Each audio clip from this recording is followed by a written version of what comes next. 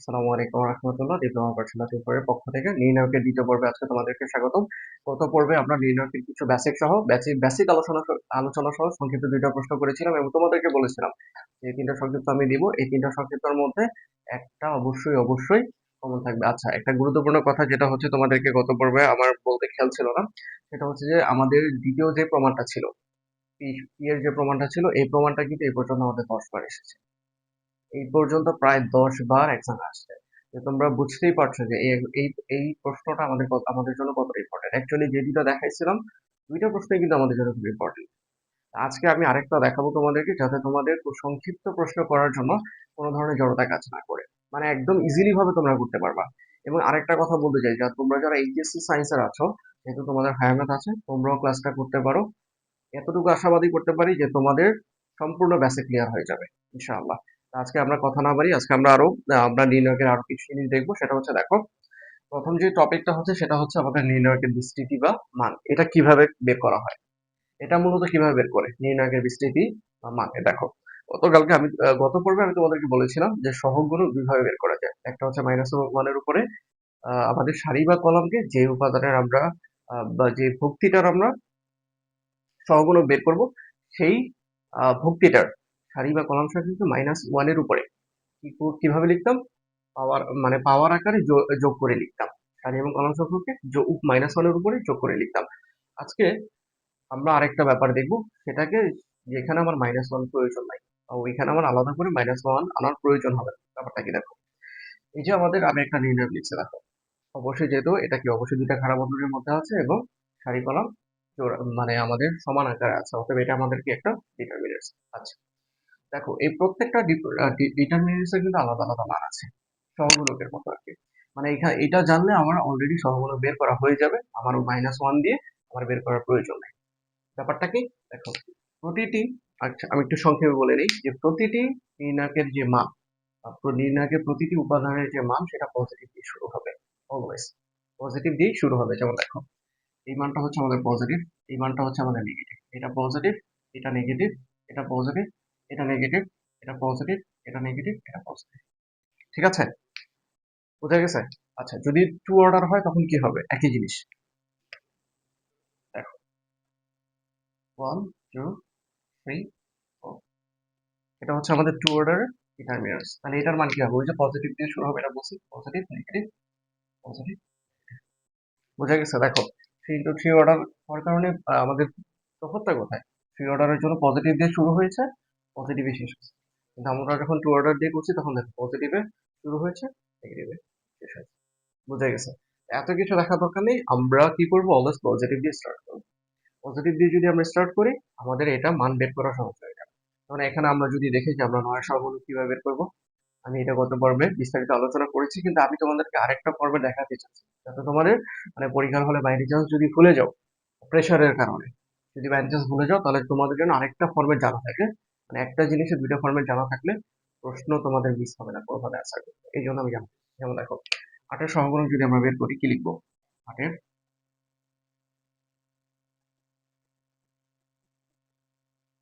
সহগুণক, আগে কি করেছিলাম, -1 দিয়েছিলাম, -1 এর উপরে 8-এর জন্য যে সারি এবং 8-এর জন্য যে কলাম, ওই মানটাকে যোগ আকারে উপরে লিখে তারপর 8 বরাবর সারি কলাম বাদ দিয়ে আমরা মানটা বের করেছিলাম, তাই না? তাহলে এখন দেখো সহগুণক আছে, দেখো তো এই 8-এর মানটা কি, আমরা যদি গোনা শুরু করি, দেখো, এই মানটা হচ্ছে আমাদের পজিটিভ, এটা নেগেটিভ, এটা পজিটিভ, এটা নেগেটিভ, এটা পজিটিভ, এটা নেগেটিভ, এটা পজিটিভ, এটা কি নেগেটিভ। তাহলে অলরেডি আমরা বুঝতে পারলাম যে মানটা নেগেটিভ। আমি কি বলেছিলাম, সহগুণকের মান হয় পজিটিভ হবে বা নেগেটিভ হবে, কিন্তু অলরেডি যে দেখো, আমরা পজিটিভ সাইড থেকে স্টার্ট করার কারণে এই মানটা যে নেগেটিভ এটা আমরা ধরতে পারছি, তাই না? মানে আমাদের এখানে -1 দিয়ে উপরে পাওয়ার আকারে সারি কলমকে যোগ করার প্রয়োজন হয়নি। তো অতএব দুইটা মেথডই আমাদের জানা থাকা দরকার, বা দুইটা মেথডই জানা থাকলে তোমাদের জন্যই ভালো। ওকে, তাহলে এই 8-এর যে সহগুণকের মান, এটা কি হবে, অবশ্যই নেগেটিভ। ওকে, তারপর সেকেন্ড স্টেপ কি ছিল, অনুরাশির মতো যে উপাদানটা বের করবো, অনুরাশি বা সহগুণক, সেই বরাবর সারি কলম বাদ দিব। এটা হচ্ছে আমাদের কলম, এটা হচ্ছে আমাদের সারি। বাদ দিলে কি আছে, 1 4 3 6। এখানে আমাদের আছে 1 4, এখানে আছে 3, এখানে আছে 6। তো যদি আমরা ক্যালকুলেশন করি কি পাবো, যেমন মাইনাস, এখন কাজ কি, এভাবে ক্রস গুণ করে দেওয়া। 6 একে 6 মাইনাস 3 4 আর আনসার কি হবে মাইনাস মাইনাস 6 মানে হয়ে গেল পজিটিভ 6। ঠিক আছে, ঠিক আছে, বোঝা গেছে? আচ্ছা, ওকে। আমরা এখন আমাদের যে ডিটারমিনেন্ট আছে এই ডিটারমিনেন্টের বিস্তৃতি বা মানটা বের করবো। এটা কিভাবে বের করবো? ওই যে আমাদের পজিটিভ নেগেটিভ পজিটিভ এভাবে ধরে নিয়ে মানে উপরে যে তিনটা মান আছে, উপরে তিনটা মান বলতে আমাদের যে 1 2 3 আছে, এই তিনটা মান আমরা ব্যবহার করে আমরা কি করব, এই ডিটারমিনেন্টস এর বিস্তৃতি বা মানটা বের করব। আচ্ছা, দেখি স্টার্ট করি। তাহলে এই তিনটা মান বের করার জন্য বা এই তিনটা বা আমাদের পুরো নির্ণায়কের বিস্তৃতি বা মানটা বের করার জন্য আমাদের কি লাগবে? ওই যে আমি তোমাদের একটু আগে দেখালাম যে পজিটিভ নেগেটিভ পজিটিভ এই মানগুলো বা সহগুণকের মানগুলো আমাদের ব্যবহার করা লাগবে। তাহলে দেখো এটাকে যদি আমরা ক্যালকুলেশন করি কি হবে, প্রথমে অবশ্যই 1 কে ধরে নিব, মানে উপরে তিনটা উপাদান দিয়ে করব, শুধুমাত্র উপরে তিনটা উপাদান দিয়ে করবো। তাহলে উপরে তিনটা উপাদান কি আছে? 1 আছে, 2 আছে এবং 3 আছে। ধরো 1 সহগুণকের মতো ইউজ হবে এটা, মানে বিস্তৃতির মানটা কিভাবে ইউজ হবে? সহগুণকের মতো। আচ্ছা, তাহলে এবার বলো, ওইখানে সহগুণক বের করার সময় আমরা কি করতাম? যে উপাদানটার সহগুণক বা বিস্তৃতি বা সহগুণক বের করতাম তার মানটা -1 এর উপরে সারি কলাম আকারে, মানে তার সারি বা কলাম সংখ্যাটাকে -1 উপরে এর উপরে যোগ আকারে লিখে সহগুণকের মানটা বের করতাম। একটু আগে আমি তোমাদেরকে কি দেখেছি যে আমাদের এই অঙ্কের জন্য আরেকভাবে আমাদের সহগুণকটা বের করা যায়, সেটা কি? পজিটিভ নেগেটিভ পজিটিভ এই ডিজিটটা ব্যবহার করে। এই জন্য আমরা আলাদা এইভাবে আর কি করবো না, -1 দিয়ে ব্যবহার করবো না। আচ্ছা, তাহলে এইটার মান কি? আমাদের পজিটিভ, এই জন্য 1 এর মানটা পজিটিভ। কি করবো এখন? সহগুণককে ফলো করবো। সহগুণককে ফলো করলে কি হবে? মান বরাবর সারি কেটে যাবে, মান বরাবর কলাম কেটে যাবে। কেটে দিয়ে কি আছে? তাকে লিখো 5 6 8 9, 5 6 8 9।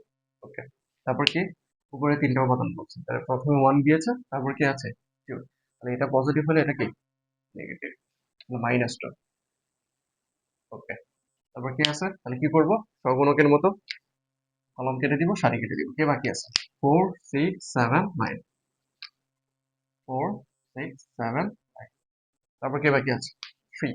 তাহলে এটা কি পজিটিভ না নেগেটিভ? অবশ্যই পজিটিভ। কি করব? সারি কলম কেটে দিব, কেটে দিলে কি আছে আমাদের? 4 5 7 8, 4 5 7 8। ক্যালকুলেশন করো আগেরটার মতোই, নর্মাল জিনিস আমরা যেভাবে সহগুণ বের করছিলাম সেভাবে করব। 1 থাকবে, এটার সাথে গুণ আকারে এই দুটো গুণ করলে কি হবে? 45 মাইনাস 48 -2।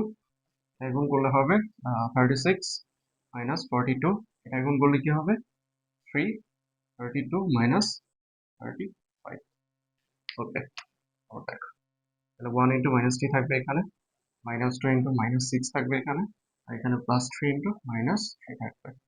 এখানে আমাদের হচ্ছে -3, এখানে হচ্ছে আমাদের -6 মানটা হয়ে যাবে +12, আর এখানে হচ্ছে -9। এই দুটাকে যোগ করলে আমরা কি পাবো? -12 +12 ইকুয়ালস টু কি? এটাই হচ্ছে আমাদের কাঙ্ক্ষিত আনসার। আচ্ছা, এখন আমরা টাইপ 3 আমাদের গত আমরা নির্ণায়কের প্রথম পর্বে আমরা নির্ণায়কের দুইটা সংক্ষিপ্ত দেখেছিলাম এবং বলেছিলাম আরেকটা তোমাদেরকে আজকের পর্বে দেখাবো। এইটাই হচ্ছে আমাদের কাঙ্ক্ষিত টাইপ 3, যেটা যে অঙ্কটা এইটাও আসার চান্স খুব বেশি। গত পর্বে যে দুটা দেখেছি এই দুটা তো অবশ্যই ইম্পর্টেন্ট, এই অঙ্কটাও খুবই ইম্পর্টেন্ট এবং এইটাই আজকে তোমাদেরকে, যেমন আমি তোমাদেরকে বলেছিলাম, কি বলেছিলাম এটা রিমাইন্ড করো। সংক্ষিপ্ত প্রশ্ন করার সময় কি বলেছিলাম? যে যে কোনো একটা মানকে আমাদের কি করে নিতে হবে, হয় সারি বা কলমকে মান বানায় নিতে হবে। যদি না থাকে অবশ্যই কমন করে নিব। গত দুইটা পর্বেই, প্রথম পর্বে ছিল বা সংক্ষিপ্ত প্রশ্নের আমরা যে সংক্ষিপ্ত প্রশ্ন প্রথম প্রশ্নটা করেছিলাম সেখানে কি ছিল? একটা কলাম বরাবর আমাদের 1 ছিল, কিন্তু দ্বিতীয় যে সংক্ষিপ্তটা করেছিলাম সেটা একটা কলাম বরাবর ছিল, একটা সারি বরাবর ছিল, এবং আমি তোমাদেরকে বলেছিলাম যে সেটা কিভাবে করবো। অবশ্যই প্রশ্নের দিকে তাকাবা। আমাদের যে অ্যান্সারটা দেওয়া আছে, অ্যান্সারটা যেভাবে থাকবে ওইভাবে আমাদের মানে অঙ্কটা শুরু করা লাগবে। তো দেখো এইখানে তো আমাদের 4a² b² c² আগের মতো কোনো হিঞ্চ নাই। যেমন আগে আমাদের ছিল a - b b - c, দ্বিতীয় অঙ্কে ছিল আমাদের p * p - 1 p² - 1 whole square, এই ধরনের আমাদের প্রমাণ দিয়েছিলাম বা যা আমরা সহজেই বুঝতে পারছি যে p থেকে বিয়োগ করা লাগবে নরমালি। কিন্তু এই অঙ্কটা কেমন দেখো তো? 4a² b² c² আছে, মানে এখানে কোনো হিঞ্চ দেওয়া নেই, বোঝা যাচ্ছে না? বাট আমি কি বলছিলাম, ওই যে এটা এটা সবসময় মনে রাখবা, এই জিনিসটা, এটা এটা যদি মনে রাখতে পারো তাহলেই হবে। এই জিনিসটা যদি মনে রাখতে পারো যে হয় একটা সারি বা একটা কলামকে আমরা কি করবো, ওয়ান বানাই। যদি না দেওয়া থাকে কমন নিয়ে বানাবো। আচ্ছা, এই কথাটা দেখে আমরা আজকে স্টার্ট করি। দেখো, minus A square AB AC AB minus B square BC AC BC minus C square. Okay, কি করবো বলো? কমন নিব। কি করব? কমন নিব। কেন কমন নিব? ওয়ান বানানোর জন্য, যেহেতু আমাদের নাই। কারণ ওয়ান বানাই নিলে আমাদের অঙ্কটা ছোট হয়ে যাবে, গত দুইটা সংখ্যার মতোই। কি কমন নেওয়া যায়? কি বলেছিলাম যে আমরা এইভাবে কমন নিতে পারি, আবার এইভাবেও কি করতে পারি, কমন নিতে পারি। শর্ত কি?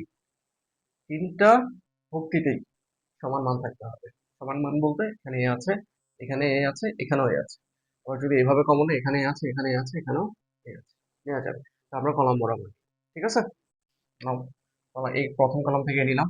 দ্বিতীয় কলামে দেখো প্রত্যেকটা জায়গায় কি আছে, দ্বিতীয় কলাম থেকে প্রত্যেকটা জায়গায় কি আছে, নাও। দ্বিতীয় কলামে সি আছে। আচ্ছা, নিলাম কমন। এখন কি আছে বলো? তাহলে এই কলাম থেকে আমরা শুধু এ নিয়েছি, মানে মাইনাস এ থাকবে। এই কলাম থেকে আমরা কি নিয়েছি, এবি। এই কলাম থেকে আমরা কি নিয়েছি, এবি নিয়েছি। সরি, এই কলাম থেকে আমরা কি কমন নিয়েছি, এ নিয়েছি, তারপর আছে কি, শুধু বি। আবার এখানে কি কমন নিয়েছি, এসি, না আছে কি, শুধু সি। আবার এখান থেকে আমরা কমন নিয়েছি বি, তাহলে এখানে আমাদের কি আছে, শুধু এ। এখানে আমাদের কি আছে, মাইনাস বি, এবং এস নিচে আমাদের আছে সি, ঠিক আছে। আবার এখান থেকে আমরা কমন নিয়েছি কি, এই তিনটা জায়গা থেকে সি, তাহলে সি এখানে আছে A B minus C, A B minus C. Calculation করো, কি করবো বলো? কিছু করা যায় এখন? কিছু করা যায়? এবিসি কমন নিয়েছি, নেওয়ার পর এই ফর্মেটটা আসে, কিছু করতে পারছি? যোগ বিয়োগ এভাবে গুণ করলেও তো কিছু আসতেছে, বা 0 0 1 তো বানাতে পারছি। দেখো আবারও এই ফর্মেটে আবার কি করা যায়, কমন নেওয়া যায়। এই ফর্মেটে এখানে আমাদের সারি আছে, এখানে এইভাবে বি আছে, এই সারিতে কি আছে, সি আছে। কমন নেওয়া যাবে না? অবশ্যই নাও। কমন নিলে কি হবে, square B square C square, মানে একবারে গুণ করে ফেলছে। কমন নিলেও তো সামনে এবিসি আসবে, এক্ষেত্রে আমরা একবারে কমন নিই। তাহলে প্রত্যেকটা জায়গায় দেখো তো কি আছে, এখানে আছে মাইনাস ওয়ান, এখানে শুধু ওয়ান, এখানে ওয়ান। এখানে কি আছে, ওয়ান, এখানে মাইনাস ওয়ান, এখানে আছে আমাদের ওয়ান, এখানে আছে ওয়ান, এখানে আছে ওয়ান, এখানে আছে মাইনাস। ওকে, এবার কি করতে পারি, যে কোনো তোমার যেভাবে যেভাবে, আচ্ছা, যে কোনো একভাবে আমরা এটা কি করতে পারি, জিরো বানাই ফেলতে পারি, রাইট? তাহলে জিরো বানাও। ওকে, আচ্ছা, এটা আচ্ছা, যেহেতু এটা আমাদের এখানে মাইনাস আছে, দেখছো, এখান থেকে যদি আমরা এখানে বিয়োগ করি কি হবে, minus one minus one minus two হবে। আর এখান থেকে এখানে বিয়োগ করলে হয়ে যাবে জিরো, ঠিক আছে। কিন্তু প্রথম রাশিতে কি আছে, মাইনাস টু। এখানেও যদি আমরা এভাবে বিয়োগ করি, মাইনাস টু, তাহলে আমরা এখানে কি করব, এই জায়গায় আমাদের নর্মাল যে ফরম্যাট, গত যেটা সংক্ষিপ্ততে আমরা যেই ফরম্যাটে আমরা বিয়োগ করেছিলাম, এই ফরম্যাট এখানে বিয়োগ করা যায়।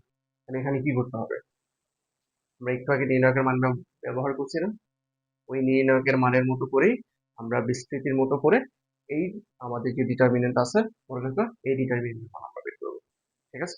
আচ্ছা, এই জন্যই আমি তোমাদেরকে বলছি যে আমি যে তিনটা সংক্ষিপ্ত তোমাদেরকে দিব, এই তিনটার বেসিক যদি বুঝতে পারো, সবগুলো অঙ্ক করতে পারবে, এবং এই তিনটার মধ্য থেকে আসবে। এমন আছে দুইটা কমন করতে পারে, অস্বাভাবিক কিছু না। আচ্ছা দেখো, তাহলে A square B square C square. তাহলে যেহেতু আমরা বিস্তৃতি করব, তাহলে অবশ্যই কি উপরের তিনটা মান দিয়ে আমাদের কি করা লাগবে, বিস্তৃতি করা লাগবে। আচ্ছা, এই মানটা আমাদের কি পজিটিভ তো, ওকে। তাহলে এখানে আমাদের অলরেডি কি থাকবে, মাইনাস ওয়ানে থাকবে, কারণ প্লাস আর মাইনাস কি, মাইনাসে। আচ্ছা, কি করব, সহগুণকের মতো এই বরাবর যে উপাদানটা নিব, এই উপাদানটা বরাবর কি করব, সারি কেটে দিব এবং কলম কেটে দিব। কি আছে, minus one minus one one one, এভাবে লিখতে পারো, অথবা ডাইরেক্ট গুণ করে দিতে পারো। তাহলে আমরা ডাইরেক্ট গুণই করে দিই। তাহলে ওখানে যদি আমরা গুণ করি কি হবে, ওয়ান মাইনাস ওয়ান। আচ্ছা, আমরা এখানে কি আছে, এই মানটা আমাদের নেগেটিভ। ওকে, নাও নেগেটিভ মাইনাস ওয়ান। ওই বরাবর যদি আমরা সারি এবং কলম কেটে দিই, এইটা বরাবর যদি আমরা কলম এবং এই বরাবর যদি সারি কেটে দিই, তাহলে কি হবে আমাদের, দেখো মাইনাস ওয়ান আছে, minus one, minus one minus minus.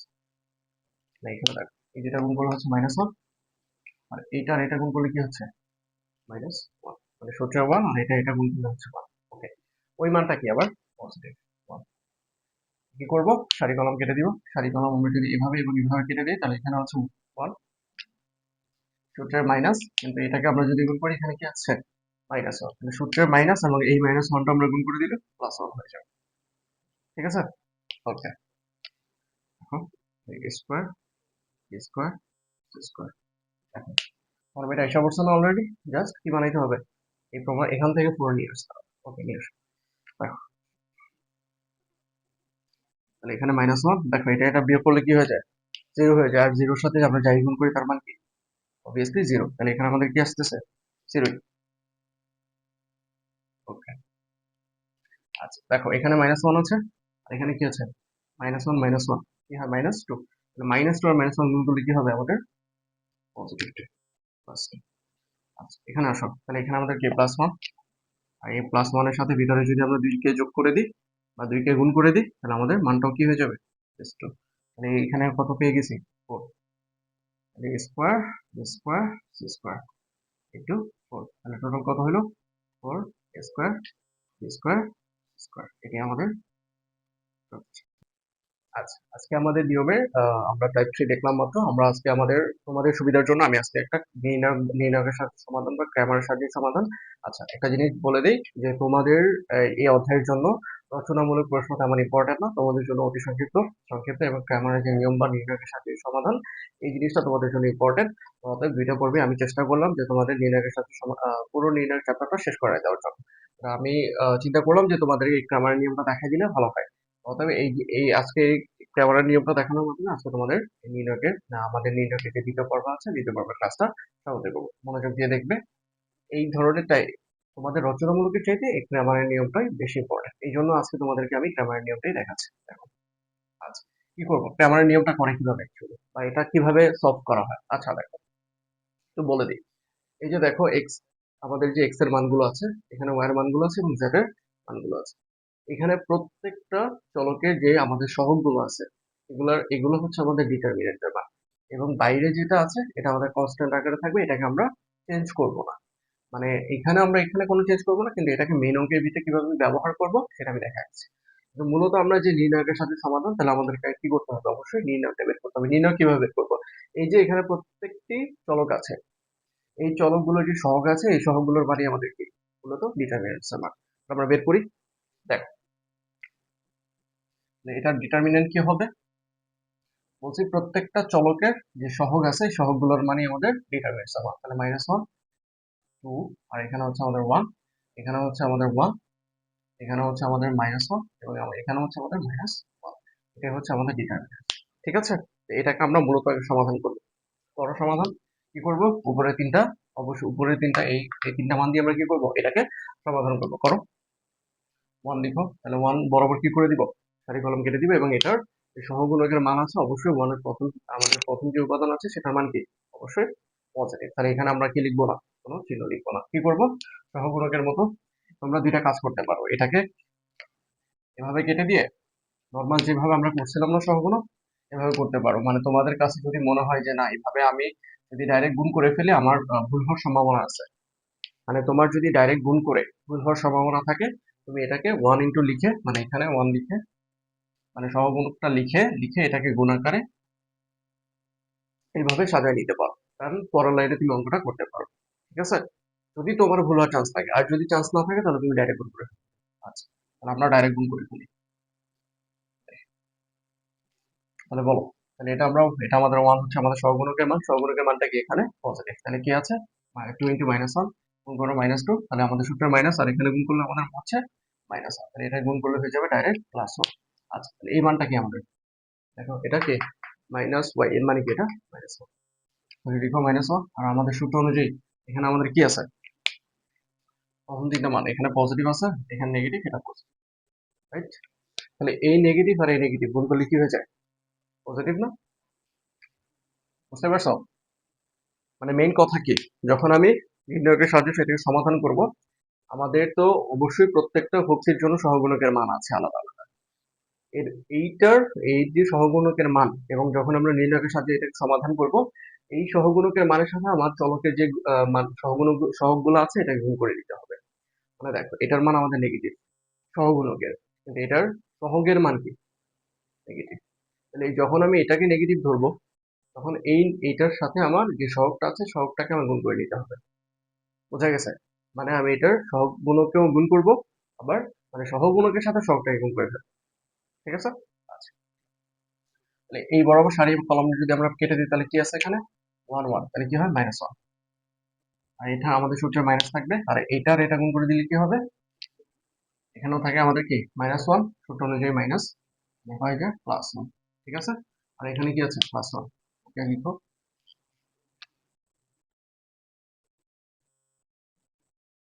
তারপর এখানে যদি আমরা সারি এই বরাবর সারি বি বরাবর কলম কেটে দিই তাহলে 1 × 1 থাকবে -1। ওকে, সলিউশন করো। সলিউশন করলে কি হবে? 1 × এখানে -2 আর +1 গুণ করলে হবে, সরি যোগ বিয়োগ করলে হবে -1।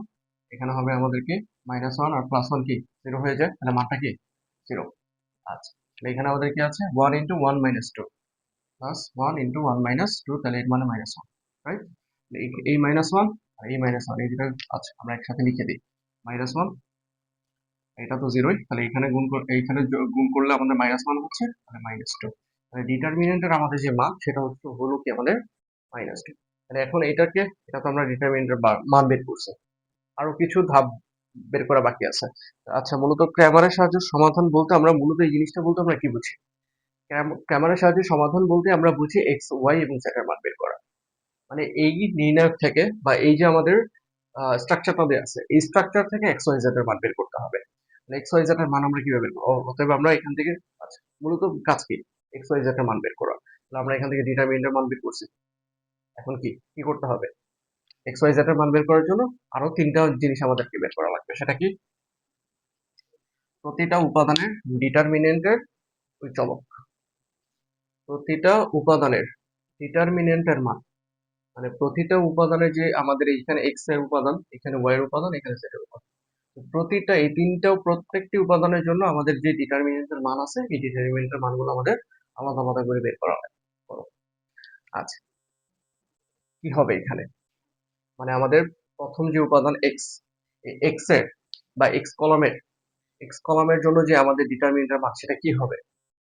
আচ্ছা, যেই উপাদান বরাবর বা যেই কলাম বা সারি বরাবর আমরা যেই চলকের উপাদানের মান বের করব বা তার ডিটারমিনেন্টস এর মান বের করব, এই যে আমাদের বাহিরে যে মান আছে 10 7 8, ওইটা ওইখানে বসাই দিতে হবে।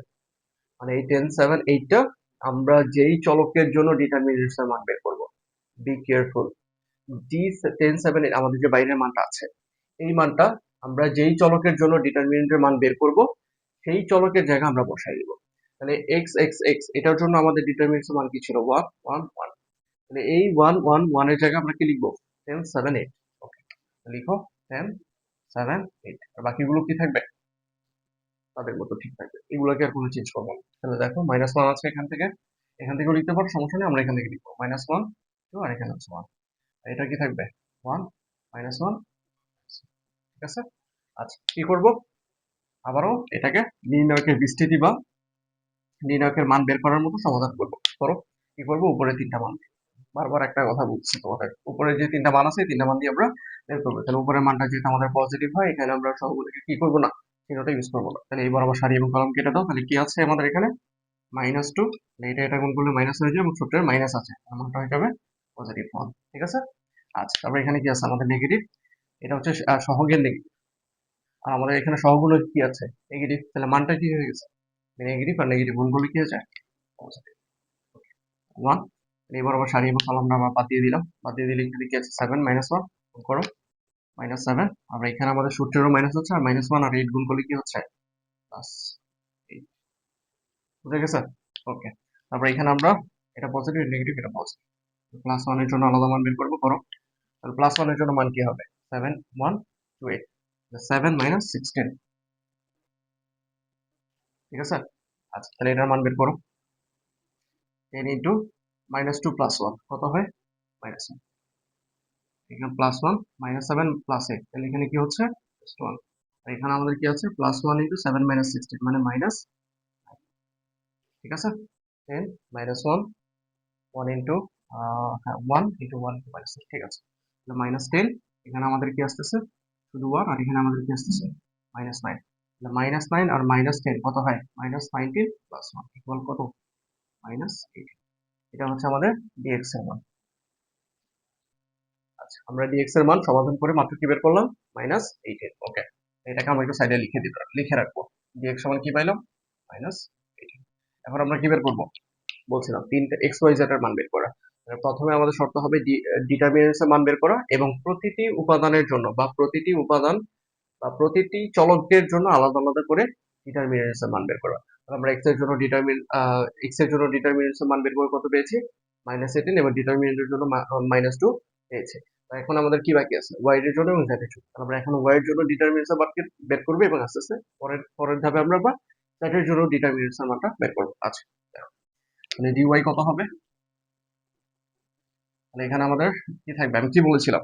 যেই বা চলকের জন্য ডিটারমিনেন্টস এর মান বের করব, ওই চলকের ডিটারমিনেন্টস এর মানগুলো উঠে যাবে। যেমন এখানে আমাদের এই y চলকের জন্য মান কি ছিল? -1 2 1। তাহলে এই জায়গায় আমরা কি লিখবো? 10 7 8। ঠিক আছে?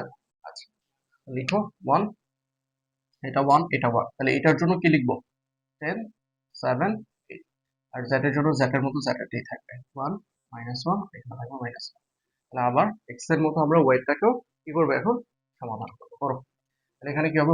অবশ্যই উপরের দিকটা দিয়ে তাহলে 1 মানটা পজিটিভ হবে। তাহলে এটাকে আর এটা গুণ করো, এটাকে দিয়ে এটা গুণ করো। তাহলে এখানে হচ্ছে -7 আর এখানে হচ্ছে +8। ওকে, তারপর এটা কি? অবশ্যই নেগেটিভ -10। পুরো সারি কলম বাদ দিয়ে দাও, এই বরাবর সারি এবং সরি এই বরাবর সারি এবং এই বরাবর কলম বাদ দিয়ে আমার -1, আর এখানে হচ্ছে কি? +1, -1 +1। আচ্ছা, আর এখানে আমাদের কি আছে? পজিটিভ নেগেটিভ, এটা পজিটিভ পজিটিভ। ওকে, পজিটিভ মান এখানে আমরা এই বরাবর সারি কলম বাদ দিয়ে দিলে আমাদের কি আছে? 1 × 8 7 -7, 8 - এটা ক্যালকুলেশন করলে আমরা কি পাচ্ছি? 1 -7 + 8 মানে 1, -10 × 0 মানে দেখো -1 + 1 কি হয়ে যাচ্ছে? 0 হয়ে যাচ্ছে, এবং 0টা -10 এর সাথে গুণ করলে মানটাও কি হয়ে যাচ্ছে? 0। ওকে, তাহলে +1, আর এখানে 8 - 7 মানে কি? 1। তাহলে 1 আর 1 এটা যদি আমরা গুণ করে দিই, মানে এখানে আমাদের 1 আসতেছে, এখানে আমাদের কি আসতেছে? 1 আসতেছে। তাহলে এই দুটাকে যদি আমরা যোগ করে দিলে কি পাবো? মানটা 2। তাহলে dy এর জন্য আমরা মানটা কি পেলাম? 2। ঠিক আছে, তাহলে আমরা এখন dz এর জন্য যে আমাদের যে মানটা আছে, সেই dz এর জন্য আমরা মানটা আলাদা করে বের করব। তাহলে দেখো, তাহলে dy এর জন্য আমরা মান কি পেলাম? 2। dz এর জন্য মানটা বের করো। একইভাবে আগের মতোই কাজ হবে।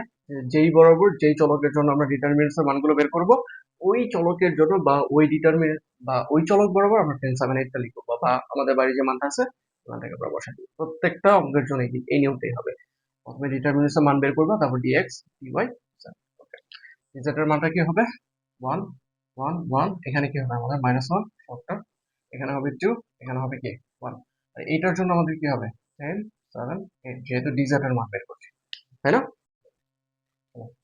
1 এর জন্য আমাদের কি হবে? সহগুণকের মান। এবার আবার বাদ দিয়ে দিলাম আমাদের 16 -7। এটা মান কি হয়ে যাচ্ছে? পজিটিভ। গুণ করলে আমাদের পজিটিভ হচ্ছে সহগুণক, এটা সহগুণক, এবং কি সহগটা গুণ করলে আমাদের মানটা পজিটিভ হয়ে যাচ্ছে। তাহলে এবার সারি দিয়ে এবার কলম যদি আমরা বাদ দিয়ে দিই 8 - 7। ওকে, আর এখানে আমাদের মানটা কি? পজিটিভ। এটাকে যদি আমরা ক্যালকুলেশন করি কি পাবো? দেখো, এটাকে যদি সারি কলাম বাদ দিয়ে আমরা 1 × 1 এবং 2 × 2, তাহলে 1 ক্যালকুলেশন করো কি হবে? 1 16 - 7 মানে কি? 9 প্লাস 1 × 1 প্লাস 10 × -1। ক্যালকুলেশন করলে এখানে আমাদের আসছে 9, এখানে আসতেছে 1, এখানে আসতেছে আমাদের -10। 9 আর 9 + 1 এই দুটা আমাদের যোগ করলে হচ্ছে 10 - 10 ইকুয়াল। বোঝা গেছে? dz এর জন্য আমাদের মান কত আসছে? এখন আমরা কি করব? এক্স ওয়াই জেড এর মানটা জাস্ট বের করে ফেলবো। দেখো, একদম সোজা জিনিস। ক্র্যামারের নিয়ম, আসলে ক্র্যামারের নিয়মটা কোনো মানে তোমার আহামরি কিছু না আর কি। নিয়ম বুঝলে সহজে করা যাবে। যে কোনো জিনিস তুমি যে কোনো নিয়ম করবা, সেটা বের করা যাবে। তাহলে এক্স এর জন্য কি হবে মানটা? X by D. ওয়াই এর জন্য কি হবে? D Y by D. সেভাবে না লিখে আমরা এবার লিখি। ওয়াই এর জন্য হবে ডি ওয়াই বাই ডি, এবং জেড এর জন্য হবে ডি জেড বাই। ঠিক আছে? ওকে, করো। ডিএক্স এর মান কি আমাদের? -2। সরি, ডিএক্স এর মান হচ্ছে -18, আর ডিটারমিনেন্টস এর মান কি আমাদের? -2। তাহলে এখানে এক্স এর মান আসলো 9। আচ্ছা, dy এর জন্য dy এর মান কি আমাদের? 2, আর ডিটারমিনেন্টস এর মান আমাদের -2। আর এখানে আসতেছে -1 আর এটার মান কি আসতেছে, এখানে যেহেতু নিচে আমাদের 0 আছে আর এখানে কি আছে -2, তাহলে মানটা কি হবে, বুঝা গেছে? তাহলে এক্স ওয়াই জেড এর মান আমাদের কি আসলো, সুতরাং এক্স ওয়াই জেড ইকুয়াল হচ্ছে 9 -1